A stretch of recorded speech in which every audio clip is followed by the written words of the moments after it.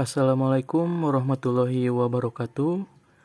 Sebelumnya, perkenalkan terlebih dahulu nama Bapak Abdul Aziz Nur Arifin. Di sini, Bapak mengajar mata pelajaran simulasi digital. Dan untuk mata pelajaran ini, Bapak akan mengkolaborasikan beberapa aplikasi untuk proses belajar mengajar di masa pandemi kali ini. Yang pertama, aplikasi YouTube untuk media penyampaian materi pelajaran dan diskusi tanya jawab. Yang kedua, aplikasi Google Form Bapak pakai untuk absensi, tugas, dan latihan. Dan yang terakhir ada aplikasi WhatsApp untuk penyampaian informasi yang berkaitan dengan pembelajaran. Baiklah, kita langsung saja ke materi. Untuk materi pertemuan kali ini adalah tentang logika dan algoritma. Apa itu logika?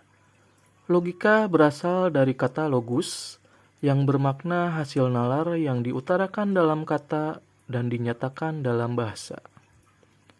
Nah, dalam pembahasan kali ini, logika tidak dijelaskan secara rinci, hanya digunakan untuk mempelajari bernalar sebagai kecakapan hidup, berpikir secara lurus, tepat, runtut, dan teratur.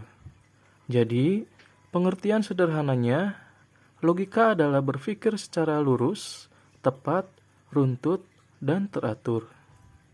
Selanjutnya, ada beberapa manfaat yang akan kita dapatkan setelah mempelajari logika antara lain sebagai berikut. Yang pertama, menjaga supaya kita selalu berpikir benar menggunakan asas-asas sistematis.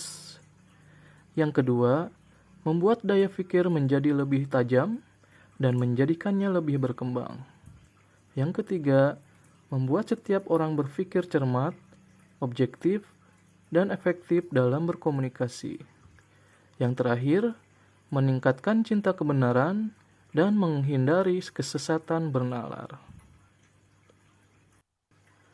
Nah, jadi seperti itu anak-anak, manfaat yang akan kita dapat dari mempelajari logika.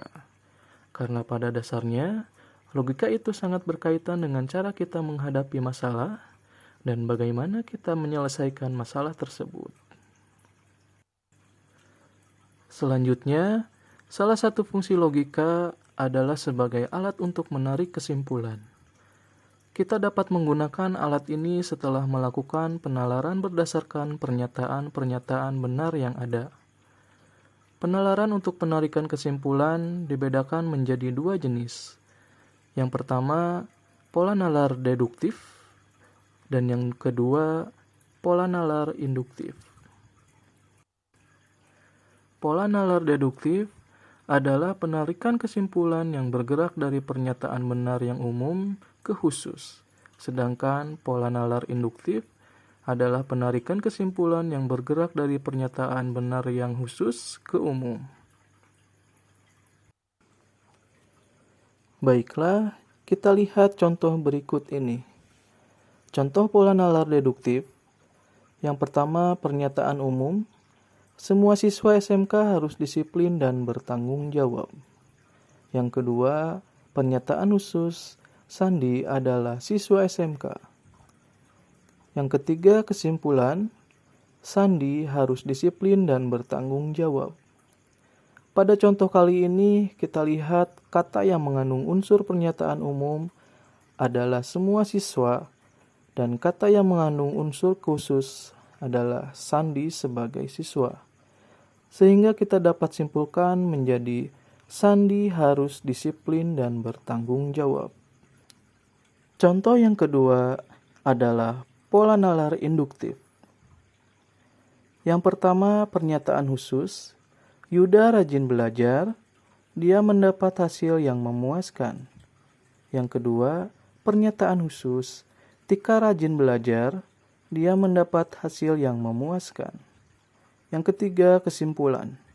Siswa yang rajin belajar akan mendapatkan hasil yang memuaskan.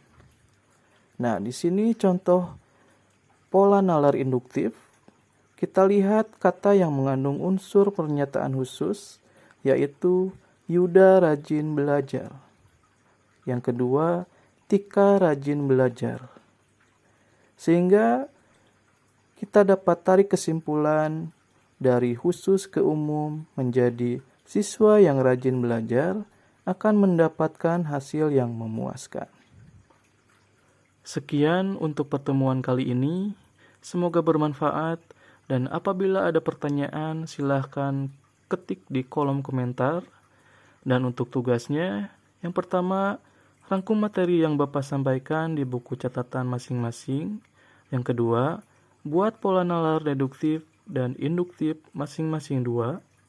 Yang ketiga, foto hasil pekerjaan kalian dan kirim ke link yang ada di deskripsi.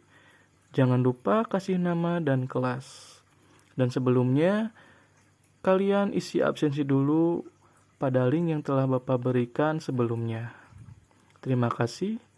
Wassalamualaikum warahmatullahi wabarakatuh.